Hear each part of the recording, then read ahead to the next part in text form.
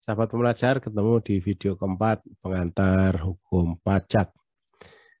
Nah, sekarang kita akan membicarakan tentang penemuan dan penafsiran hukum. Ya, ini ilmu yang menarik sekali di dunia hukum. Ya. Kenapa perlu ada penemuan dan penafsiran hukum? Itu karena fungsi hukum itu kan untuk menegakkan ketertiban, keteraturan, kedamaian dan keadilan kehidupan bersama masyarakat. Jadi penegakan tersebut merubah norma hukum yang tertulis tadi, yang statis menjadi nyata, ya. Jadi menjadi konkret. Dalam menegakkan hukum ini memperhatikan 3 hal, yaitu kepastian hukum, kemanfaatan, dan keadilan.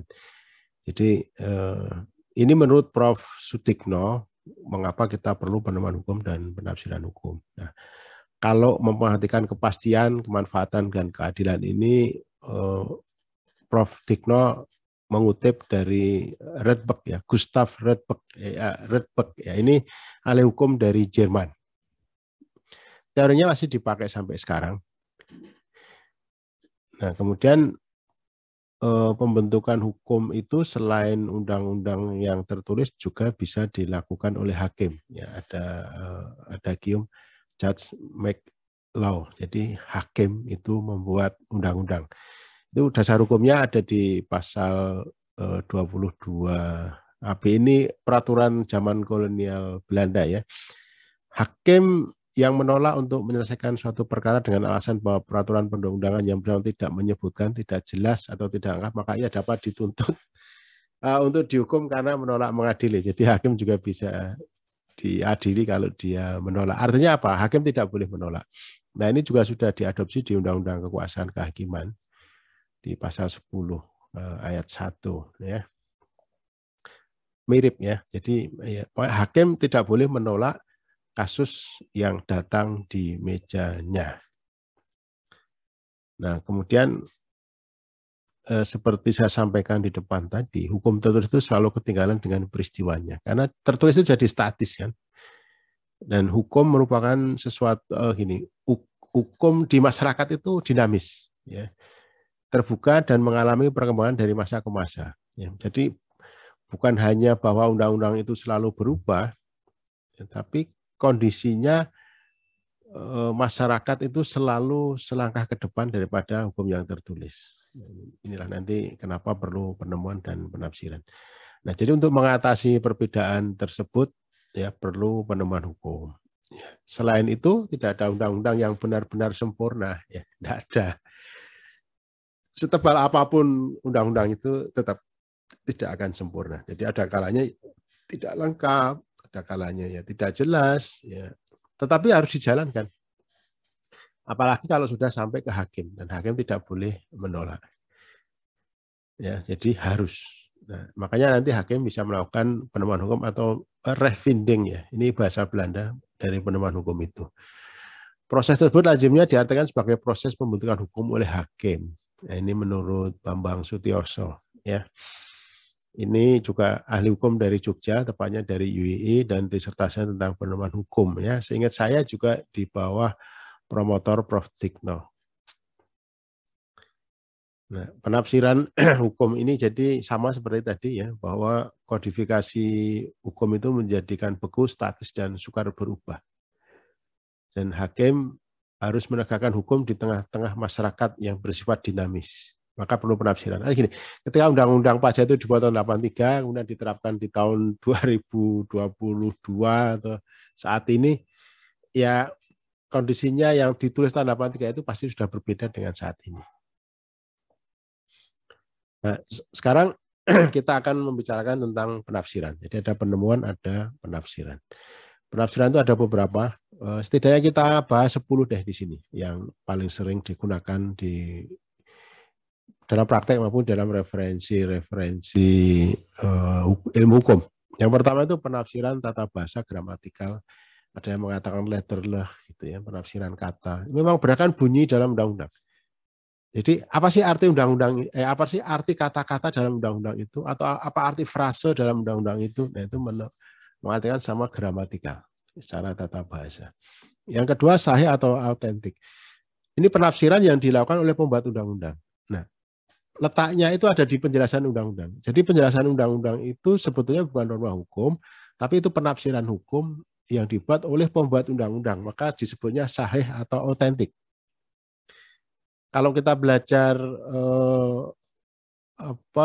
pengundangan, ya, pengundangan undang-undang, nanti undang-undang batang tubuh itu diundangkan di lembaran negara, tapi penjelasannya tidak di lembaran negara, tapi dicatatkan di lembaran negara. Ya, masih ingat di video pertama disebut dengan Statblad. Ya. Yang ketiga, jadi penafsiran gramatikal, kemudian penafsiran sahih, kemudian yang ketiga penafsiran historis. Artinya kita harus mengartikan sebuah pasal, sebuah ayat itu berdasarkan sejarah terjadinya hukum. Nah, ini ada di penjelasan laporan perdebatan DPR. Jadi ketika undang-undang itu dibuat, kan ada sidang-sidang, ya, ada masukan dari masyarakat dan sekitarnya. Nah, itu kita bisa pelajari. Sebenarnya dulu yang dimaksud itu apa kok menjadi rumusannya seperti ini. Nah, kalau sekarang lebih mudah lagi karena setiap undang-undang itu harus ada naskah akademiknya.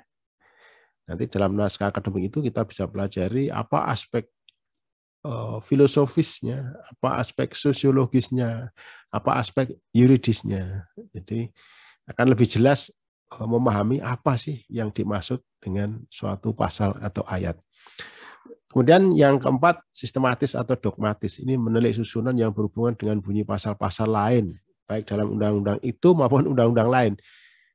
Jadi kalau paling gampang sih dalam sebuah ayat atau sebuah pasal dikatakan sebagaimana disebut dengan kemudian dia merujuk pasal sebelumnya, ayat atau sebelumnya. Nah, itu menafsirkan sistematis. Tapi bisa juga menafsirkan dengan bunyi pasal undang-undang yang lain gitu ya. Misalnya di undang-undang pajak dikatakan wanita kawin atau pernikahan. Nah, kan tidak ada. Apa sih pernikahan di dalam undang-undang pajak? Nah, kita harus mendefinisikan atau mengartikan atau menafsirkan di dalam undang-undang perkawinan. Karena di sana sudah didefinisikan. Nah, itu contoh penafsiran sistematis dogmatis. Ada juga yang menyebut ini penafsiran nasional. Ya, memang beberapa ahli menyebutnya penafsiran nasional. Baik. Sekarang yang kelima. Penafsiran nasional. Nah, ini yang saya sebut tadi, sistematis. Jadi sesuai tidaknya dengan sistem hukum yang berlaku. Jadi hukum pajak itu harus dipahami dalam sebuah sistem hukum Indonesia. Nah, itu disebut dengan penafsiran sistematis. Tadi sudah saya contohkan misalnya perkawinan. Yang disebut kata perkawinan dalam undang-undang pajak itu apa? Tidak perlu dicari di undang-undang pajak, tapi dicari undang-undang perkawinan. Atau misalnya dalam undang-undang PPN itu ada mineral atau hasil tambang. Apa sih hasil tambang itu? Nah, itu bisa dilihat di Undang-Undang Pertambangan dan Minerba. Itu seperti itu. Kemudian teleologis atau sosiologis. Jadi mengingat maksud dan tujuan undang-undang. Itu ditafsirkannya berdasarkan maksud dan tujuan. Kebutuhan dan keadaan masyarakat itu kan berubah. Nah, tapi kan tujuan dibuatnya undang-undang itu kan tetap. Ya. Padahal batang tubuhnya bunyinya sama. Di mana melihat maksud dan tujuan sebuah undang-undang itu dikonsideran, ya kan, konsideran mengingat. Jadi kan apa sih, kenapa sih diperlukan undang-undang itu ada di konsideran. Nah, di situ cara paling mudah untuk melakukan penafsiran sosiologis atau teleologis. Nah, yang ketujuh ini ekstensif ya, ini mungkin lebih ke cara ya. Jadi memperluas kata-kata dalam peraturan atau peristiwa. Jadi tidak hanya yang tertulis gitu kan. Ya, ini paling gampang gini. Ada hukum ya atau aturan dilarang menginjak rumput. Dilarang menginjak rumput ini bagaimana kalau ada orang berguling-guling di atas rumput itu? Kan berguling-guling itu tidak menginjak. Ya soalnya secara ekstensif ya itu salah juga. Jangankan berguling-guling, mau menginjak aja juga tidak boleh. Nah, yang ke-8 restriktif, ini membatasi atau mempersempit arti kata-kata dalam peraturan ini. Ya kalau tadi contohnya pernikahan itu ya pernikahan berdasarkan undang-undang ya, bukan pernikahan yang ada hidup di masyarakat ya. Karena sekarang ini pernikahan itu bermacam-macam ya, bahkan ada yang mohon maaf ya pernikahan sejenis, itu dirayakan. Tapi itu bukan pernikahan menurut hukum gitu ya, karena hukum tidak membolehkan. Atau ya semacamnya, nanti kita cari contoh yang lain. Nah, yang ketiga analogis. Menganalogikan ini kalau dalam Islam disebut dengan mengkias. Kata-kata tersebut dikiaskan dengan asas hukum. Nah, sehingga suatu peristiwa ini yang sebenarnya peraturannya tidak jelas ini mengatur di mana, kita bisa mengkiaskan dengan peraturan yang lain yang mirip. Yang mirip. Nah, ini juga ilmu yang menarik ya, analogi atau kias ini. Jadi kalau ada yang berpendapat hukum itu tidak boleh dianalogikan, sebetulnya tidak tepat ya. Boleh, boleh. Tapi harus pada kasus yang tepat dan contoh pembanding yang tepat. Kemudian yang ke-10 ini a contrario, ini pengingkarannya. Berlawanan pengertian antara soal yang dihadapi dengan soal yang diatur. Ya. Mungkin kalau contoh yang mungkin tidak terlalu tepat, tapi ini bisa memberikan gambaran kalau contrario itu ya negatif list di dalam Undang-Undang PPN tentang barang dan jasa kena pajak itu. Yang diatur itu yang tidak kena. Ya, artinya a contrario yang tidak diatur berarti kena gitu ya. Ya. Ini contohnya ya, ini penafsiran hukum. Kita bahas 10 dulu aja, sebetulnya ada banyak, dan nanti penafsiran dan penemuan hukum itu ya tidak sesimpel ini, nanti ada argumen hukum, ada macam-macam, dan itu saling berkaitan. Nanti kita akan bahas ke video-video berikutnya ya. Baik, cukup sekian, sampai ketemu di video pembelajaran berikutnya.